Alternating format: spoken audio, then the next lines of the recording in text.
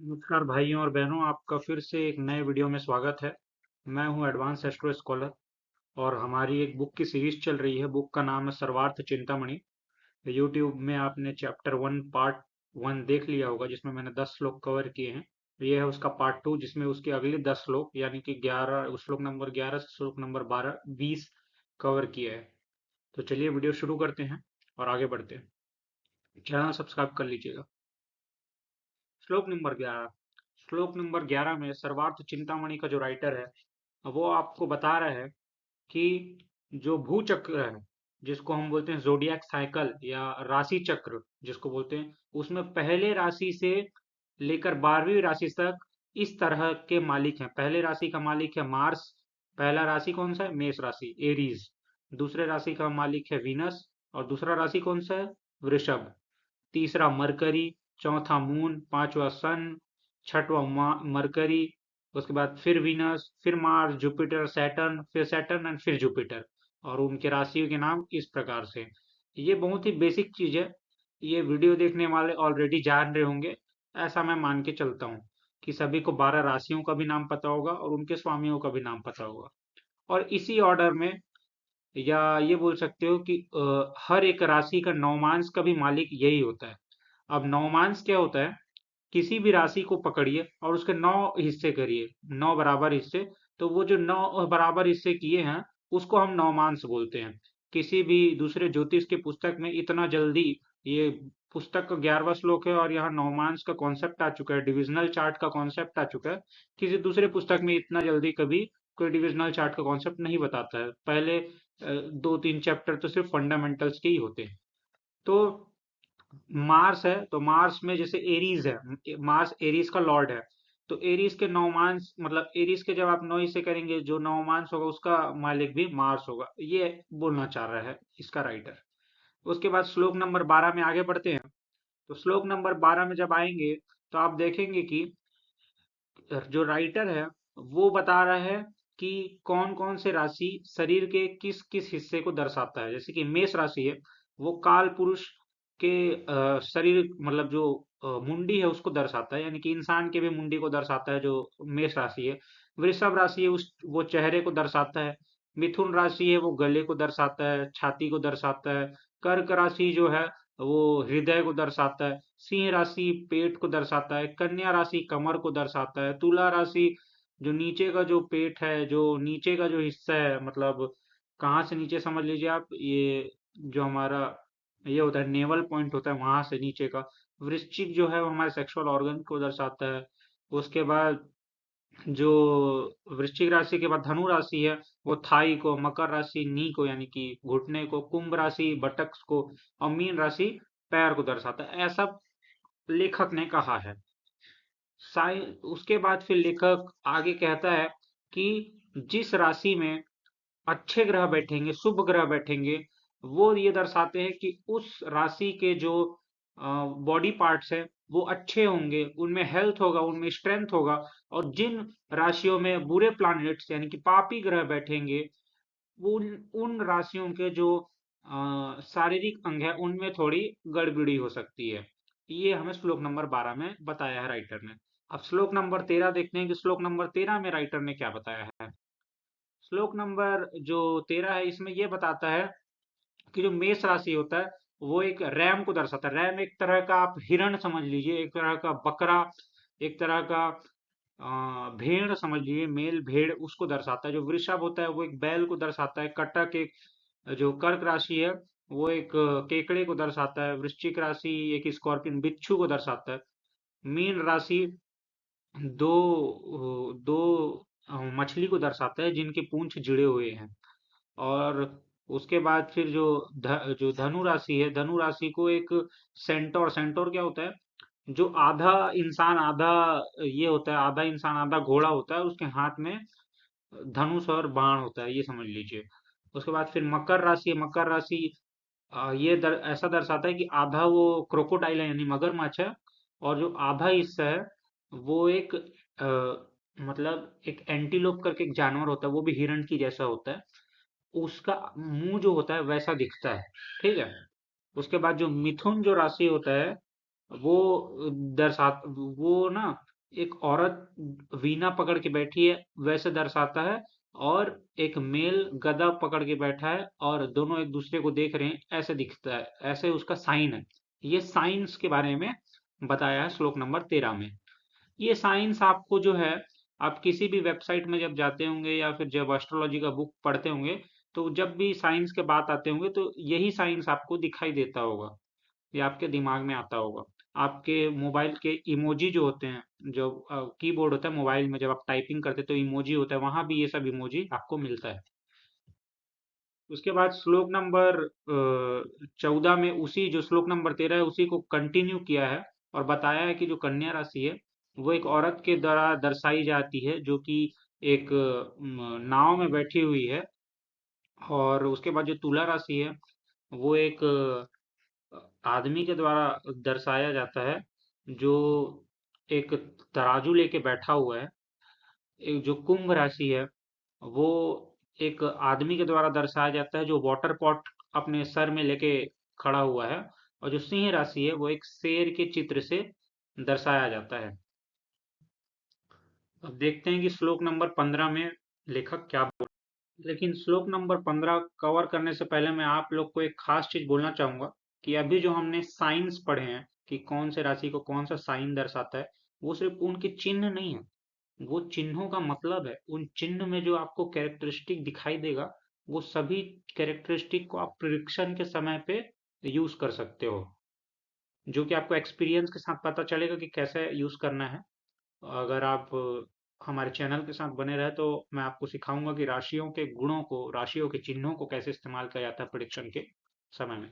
तो श्लोक नंबर 15 में ऋषि बता रहे हैं कि अब मैं आपको वर्ग के बारे में बताऊंगा, कुंडलियों के वर्ग के बारे में, कि जब आप एक कुंडली बनाते हैं, चाहे बर्थ के समय के आधार पर बनाएं या क्वेश्चन के लिए बनाएं, किसी को कोई क्वेश्चन पूछा गया है फिर प्रश्न कुंडली बनाएं, तो उस समय जो लग्न मतलब जो राशि उदय हो रहा है ईस्टर्न होराइजन पे, उसको बोलते हैं लग्न, उसको मानते हैं लग्न राशि। और जो ये जो कुंडली बना है, मतलब इस लग्न के आधार पे जो पहला जो कुंडली बना है, इस जो ईस्टर्न होराइजन पे राशि उदय हो रहा है उसको अपन लग्न राशि माने। और फिर बाकी जो हाउसेस है कुंडली के, उस पे भी अपन उस पहले राशि के अकॉर्डिंगली राइट ऑर्डर में बाकी राशियों को प्लेस किया, और ये जो कुंडली बना, ये पहला वर्ग कुंडली है जिसको हम D1 लग्न कुंडली बोलते हैं, ठीक है।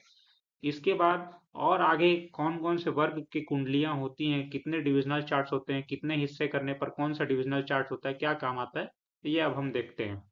तो श्लोक नंबर जो इवन साइंस होंगे, इवन साइन मतलब अभी मैं जो आपको बताया कि पहला हिस्सा सूर्य गवर्न करता है एक राशि का, और दूसरा हिस्सा चंद्रमा गवर्न करता है। ये ऑड साइंस के लिए था। ऑड मतलब पहला साइन, तीसरा साइन, पांचवा साइन, सातवां साइन, ऐसे करके। जो इवन साइन है यानी कि दूसरा, चौथा, छठवां, आठवां, ये जो साइंस है उसमें मून पहले हिस्से को गवर्न करता है और सन दूसरे हिस्से को गवर्न करता है। तो जब आप लग्न कुंडली के सभी राशियों का दो हिस्सा करोगे, और दो हिस्सा करने के बाद एक हिस्सा सूर्य का गवर्न होगा, उसको सिंह राशि मानो, ऑड के लिए अलग होगा, इवन के लिए अलग होगा। और दूसरा हिस्सा जो चंद्र का होगा उसको कर्क राशि मानो। और जो ग्रह जिस जिस हिस्से में रहेगा, सपोज मेष राशि का दो दो हिस्सा किए, तो जिस हिस्से में ग्रह आया और वो उस ग्रह को उस राशि में डालना है। अगर चंद्र के हिस्से में आया तो कर्क राशि में, और सूर्य के हिस्से में आया तो सिंह राशि में डालना, और होरा कुंडली बनाना है, ठीक है। उसके बाद द्रेक्कणा कुंडली आता है जिसको बोलते हैं अपन D3 कुंडली, जिसके आधार पे हम ग्रहों के ताकत को चेक करते हैं। तो इसके ये करना, ये जो कुंडली बनाना है ये भी आसान है। आपका जो राशि है, मतलब आपके जो D1 चार्ट है, D1 चार्ट में राशियों को पकड़ो, उनके तीन टुकड़े करो, तीन बराबर टुकड़े किए। पहला टुकड़े का मालिक पहला वो ही होगा, मतलब पहला लॉर्ड ही होगा उस राशि का। दूसरा टुकड़ा का मालिक पांचवा लॉर्ड होगा उस राशि से, पांचवा लॉर्ड। और तीसरे टुकड़े का मालिक उस राशि से जो नौवां राशि है उसका लॉर्ड होगा। और इस आधार पे आप बना दो D3 कुंडली, ठीक है। उम्मीद है आपको समझ में आया होगा जो मैं बोलना चाह रहा हूँ। तो इसके बाद अपन अब देखते हैं कि श्लोक नंबर 17 में पुस्तक के राइटर क्या कहना चाहते हैं। श्लोक नंबर 17 में राइटर हमको बताते हैं कि उन्होंने सुना है कि प्रश्न कुंडली के लिए जो होरा जो हम लोग अभी सिस्टम पढ़े थे होरा के लिए D2 वाला कुंडली का जो सिस्टम पढ़े थे कि जब प्रश्न कुंडली बनाए और प्रश्न कुंडली का जब आप होरा कुंडली यानी D2 बनाए तो उसमें जो पहला हिस्सा जो होगा उसका जो मालिक होगा जिसमें पहले सूर्य होता था तो सूर्य की जगह पहला हिस्सा का मालिक उसी राशि का मालिक होगा और दूसरे हिस्से का मालिक उस राशि से जो 11वीं राशि है उसका मालिक होगा। और ये इवन राशियों के सॉरी ये ऑड राशियों के लिए होगा और इवन राशियों के लिए पहले हिस्से का मालिक 11वें का मालिक होगा, मतलब उस राशि से 11वां राशि है उसका मालिक और दूसरे हिस्से का मालिक उसी राशि का मालिक होगा। और इसी प्रकार से जब प्रश्न कुंडली के लिए जब हम द्रेकणा बनाएंगे, द्रेकणा कुंडली द्वितीय कुंडली बनाएंगे तो पहले हिस्से का मालिक वो खुद होगा, दूसरे हिस्से का मालिक उस राशि से 12वां जो है वो, और तीसरे हिस्से का मालिक उस राशि से 11वां जो है वो होगा। तो उम्मीद है आपको श्लोक नंबर 17 भी समझ में आया हो। अब चलिए देखते हैं कि श्लोक नंबर 18 में राइटर क्या बोलना चाहते हैं। श्लोक नंबर 18 में आप देखेंगे कि राइटर बताते हैं कि कुछ उन उनके जान पहचान के कुछ और राइटर हैं जो ये बोलते हैं कि जो चर राशि है, चर राशि यानी कि फर्स्ट राशि, सेकंड राशि, सेवंथ राशि, टेंथ राशि, उनका जब आप द्रेक्कणा बनाएंगे तो वहां पहला, पांचवा और नौवां का जो मालिक होगा वो पहला, पांचवा और नौवां का मालिक होगा, मतलब उस राशि से पहला, पांचवा और नौवां का मालिक होगा।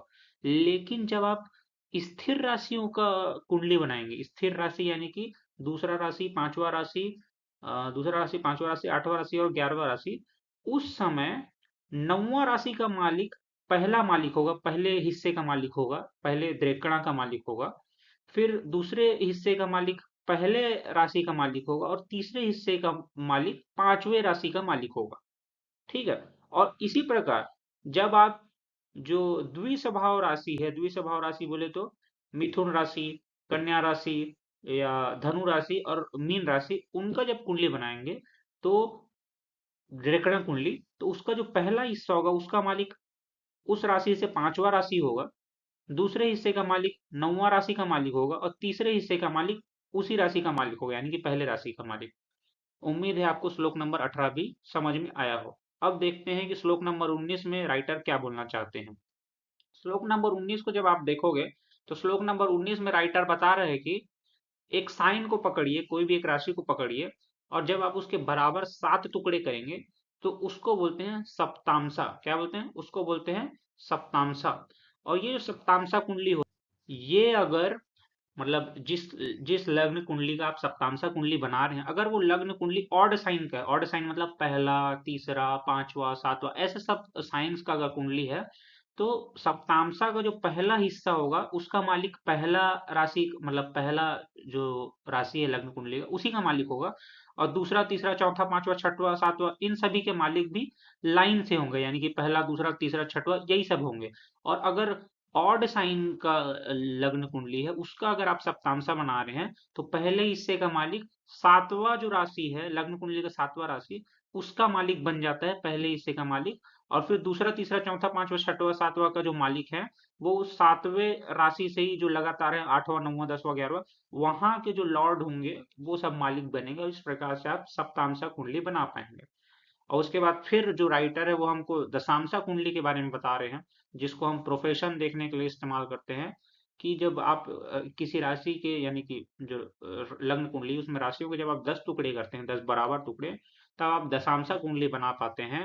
दशांशा कुंडली में जो ऑड साइन का जब लग्न होता है तब जब हम दशांशा कुंडली जब हम बनाते हैं तो क्या होता है कि पहला जो हिस्सा होगा उसका मालिक तो वही होगा जिस साइन का जिस साइन का आपने टुकड़ा किया यानी जो लग्न कुंडली का जो लग्न था, जब आपको आपने उसका 10 हिस्सा किया तो पहला हिस्सा का मालिक तो वही होगा जिसका राशि था, लेकिन उसके बाद जो दूसरा हिस्सा है उसका मालिक होगा उस राशि से नौवां राशि का जो मालिक था वो। और उसके बाद के जो लगातार जो 10 तक है, 10वां हिस्सा तक है यानी कि दूसवा के बाद तीसरा, चौथा, पांचवा, छठवां, सत्रह, आठवां, नौवां, 10वां तक जो है वो नौवे से लगातार जो हाउसेज आएंगे वो लोग मालिक होंगे। नौवे के बाद 10वें का मालिक हो जाएगा तीसरे का मालिक तीसरे हिस्से का, फिर 11वां राशि का मालिक हो जाएगा चौथे हिस्से का मालिक, इस प्रकार से 10वां तक कवर होगा। इस प्रकार से आपका बनता है दशांशा कुंडली। उम्मीद है आपको समझ में आया हो। अब देखते हैं श्लोक नंबर 20 में राइटर क्या बोलना चाहते हैं। श्लोक नंबर 20 में जाने से पहले मैं आप लोगों से रिक्वेस्ट करूंगा कि मेरा व्हाट्सएप ग्रुप ज्वाइन कर लो। उसमें मैं फ्री में आप लोग को बुक्स देता हूँ, फ्री में इंफॉर्मेशन देता हूँ, फ्री में सिखाता हूँ कई सारी चीजें, और बताता हूँ जो मेरे ऑब्जर्वेशन में आते हैं। लिंक मैंने डिस्क्रिप्शन और कमेंट सेक्शन में दिया है। व्हाट्सएप ग्रुप प्लीज ज्वाइन कर लीजिएगा अगर आप सीरियस है एस्ट्रोलॉजी सीखने के लिए। उसके बाद जो श्लोक नंबर 20 है, श्लोक नंबर 20 में राइटर नवमांशा के बारे में बता रहा है। वो नवमांशा जिसका जिक्र इसने सबसे पहले श्लोक नंबर 11 में किया था। कि सॉरी, नवमांशा के बारे में बताते हुए राइटर बोल रहे हैं कि अगर मेष, सिंह या धनु लग्न का नवमांश कुंडली बना रहे हो, तो पहला जो हिस्सा होगा, 9 हिस्सा किए तो पहला हिस्सा होगा मेष राशि से गिनना शुरू करो, यानी कि मेष राशि का हिस्सा होगा, यानी कि मंगल का हिस्सा होगा। अगर वृषभ, कन्या या मकर लग्न की कुंडली है, तो पहला हिस्सा मकर राशि का होगा। अगर तुला, मिथुन या कुंभ राशि की कुंडली है, तो पहला जो हिस्सा होगा वो तुला का होगा। और अगर कर्क, वृश्चिक या मीन लग्न की कुंडली है और उसका नवमांश बन रहा है, तो पहला हिस्सा काउंट होगा कर्क लग्न से। उम्मीद है आपको समझ में आया हो। इसी प्रकार से श्लोक नंबर 20 में ही जो राइटर है वो बता रहे हैं कि अगर हम 12 ही इक्वल हिस्सा करते हैं एक राशि का, लग्न कुंडली में सभी राशि का, तो हमको दो दशांश कुंडली देखने को मिलता है। एक और नया वर्ग चार्ट जो आप, उम्मीद है आपने सुना हो इसके बारे में। तो आगे भी और भी हैं, अभी तो मैं सिर्फ श्लोक नंबर 20 तक कवर किया हूं। उसके आगे और आपको डिविजनल चार्ट्स पढ़ाऊंगा, समझाऊंगा इसके आगे और है इस पुस्तक में। तो ये जो द्वंद्वांश है जिसके 12 हिस्सा करने पे हमको मिला है, उसको अलग तरीके से गिनने का जरूरत नहीं है। वो लग्न जो है वहीं से 1 2 3 4 5 6 7 8 9 10 करके 11 12 गिनोगे तो वो आपको मिल जाता है द्वादशांश कुंडली। और इसी तरीके से जब राशियों के आप 30 बराबर टुकड़े करते हो, तो आपको मिलता है त्रिमसांशा कुंडली। इन सभी जो वर्ग चार्ट हैं इनके इस्तेमाल कैसे करते हैं, ये सब क्या चीज को दर्शाते हैं, ये सब आपको इस बुक में बताया गया है। और ये सब मैं आपको हिंदी में समझाऊंगा आसानी से। बस आप लोग मेरे साथ बने रहो, व्हाट्सएप ग्रुप ज्वाइन कर लो, चैनल को सब्सक्राइब करो और बेल आइकन दबा के रखो। उम्मीद है आपको ये जो वीडियो है ये समझ में आया हो, पसंद आया हो। वीडियो को लाइक करो, चैनल को सब्सक्राइब करो। धन्यवाद।